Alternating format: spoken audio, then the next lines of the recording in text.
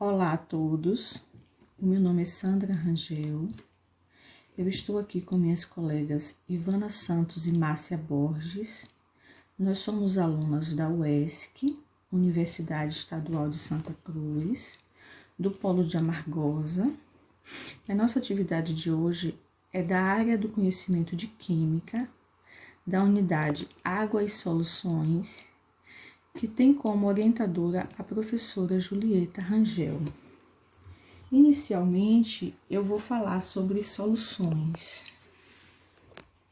A importância do estudo das soluções se deve em grande parte à ocorrência comum das soluções na natureza e ao fato de processos vitais ocorrerem em soluções.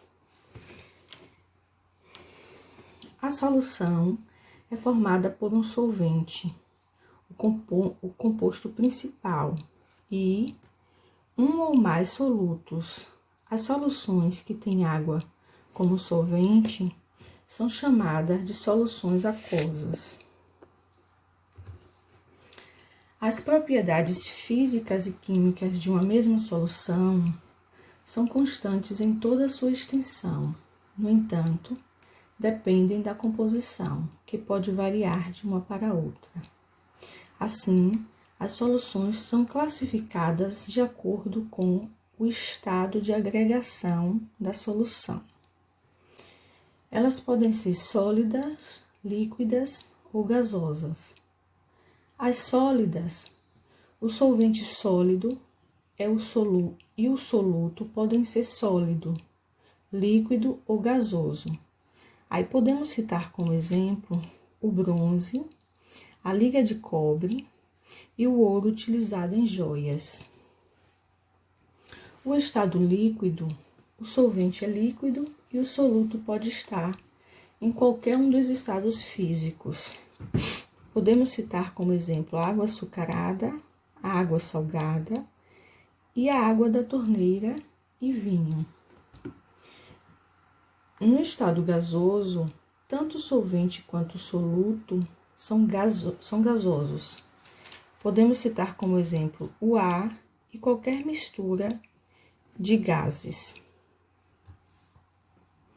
Natureza do soluto: condutibilidade elétrica. Pode ser eletrolíticas ou iônicas, ou não eletrolíticas ou moleculares.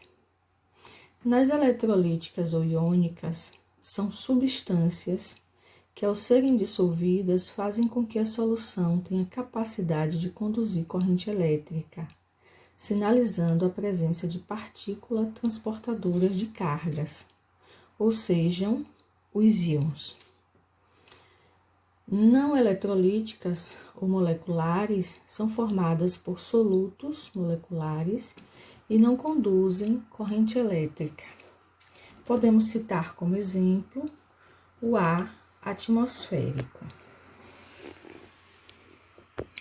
E eu vou encerrando por aqui a minha participação e as minhas colegas Ivana e Márcia darão continuidade ao conteúdo. Dando continuidade à fala da colega Sandra, sobre a classificação das soluções, podemos citar também a solubilidade. E essa solubilidade, ela pode ser classificada em saturada, insaturada e supersaturada. A solubilidade é a quantidade máxima de um soluto que pode ser dissolvida em um determinado volume de solvente a uma dada temperatura, formando um sistema estável. A saturada, ela contém uma quantidade de soluto igual à solubilidade a uma dada temperatura. Na solução saturada, o soluto dissolvido e o não dissolvido, eles estão em equilíbrio dinâmico entre si.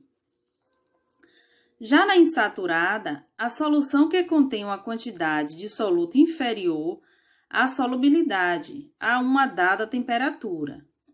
Já na supersaturada, a solução que contém uma quantidade de soluto superior à solubilidade a uma dada temperatura, em geral, pode-se obter uma solução supersaturada aquecendo uma solução saturada que tenha parte do soluto não dissolvido, como, por exemplo, o mel e o melado de cana-de-açúcar.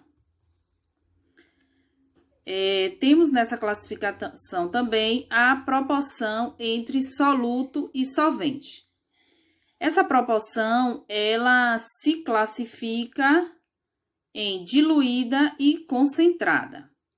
A diluída, ela apresenta uma baixa relação soluto-solvente, ou seja, a quantidade de soluto dissolvida na solução está bem abaixo da solubilidade dele.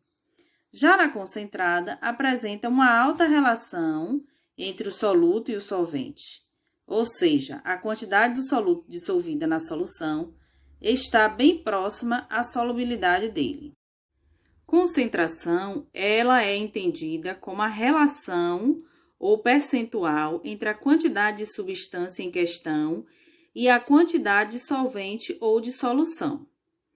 Esse conhecimento de concentração de uma substância é de extrema importância, pois até mesmo no sangue de uma pessoa saudável podemos encontrar substâncias tóxicas que não causam problemas devido à presença em baixa concentração.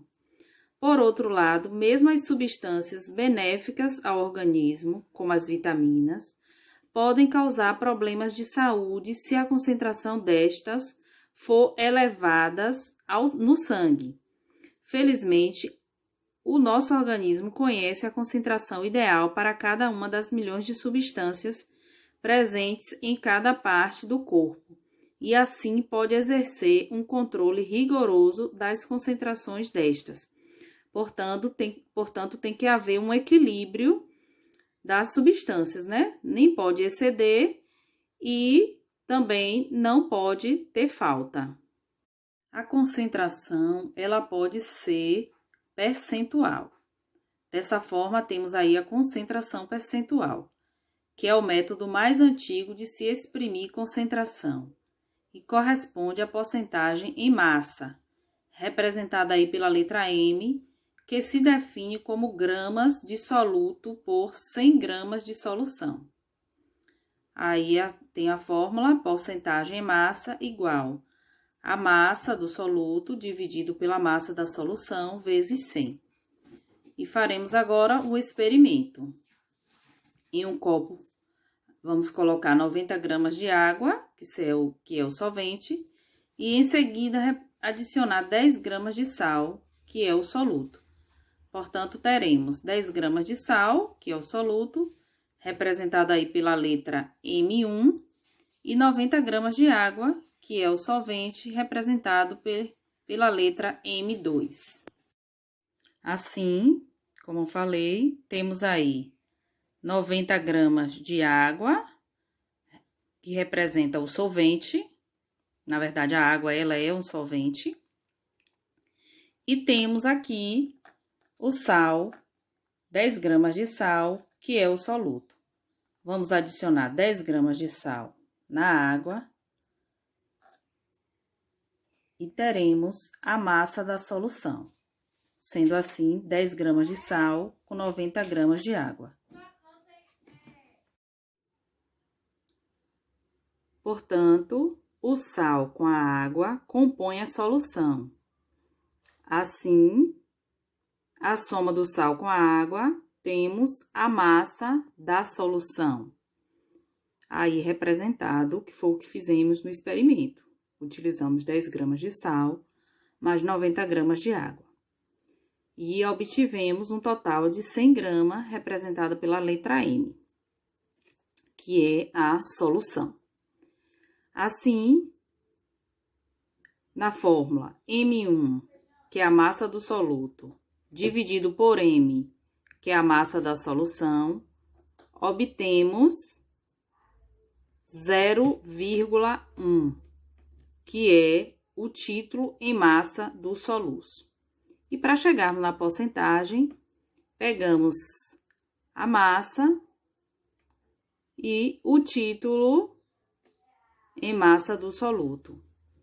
E aí, multiplicamos né, de dividir, vamos multiplicar. Nessa primeira aí, no M1, que é a massa do soluto, pegamos o título em massa, que é 0,1, vezes 100. E aí, obtivemos 10%. Portanto, a massa do soluto é 10%. E, respectivamente, o título em massa do M2, que é o solvente, a água, é 0,9 vezes 100, que teremos 90% da porcentagem dessa substância. Veremos também sobre molaridade. O que é molaridade? É o número de moles dessa espécie contidas em 1 litro de solução. Sua unidade é molar, representada aí pela letra M maiúscula, que tem dimensões de mol dividido por litro L. Normalidade, o modo normal, representado pela letra N, de exprimir concentração, pois estabelece uma norma para comparação. Também é chamada de título. Titular uma solução é determinar sua capacidade de combinação ou normalidade. Sua unidade é o equivalente a grama. A vantagem de usar normalidade é que soluções de mesma normalidade reagem ml a ml, isto é, 1 ml de solução equivale a 0,1 N de H2SO4, independente da estequiometria da reação química envolvida. No caso da molaridade, define-se como o número de moles de soluto por quilograma de solvente. A vantagem dessa unidade de medida de grandeza física é que ela é independente de temperatura, ao contrário da molaridade. Temos aqui a fórmula, né? O M, que é igual a moles de soluto por quilo de solvente. No caso da osmolaridade, é o número total de partículas dissolvidas por litro de solução. Muitas moléculas, ao se dissolver, sofrem solvolice, isto é, são separadas em suas partículas constituintes pela ação do solvente. Quando o solvente é água, o fenômeno é denominado hidrólise.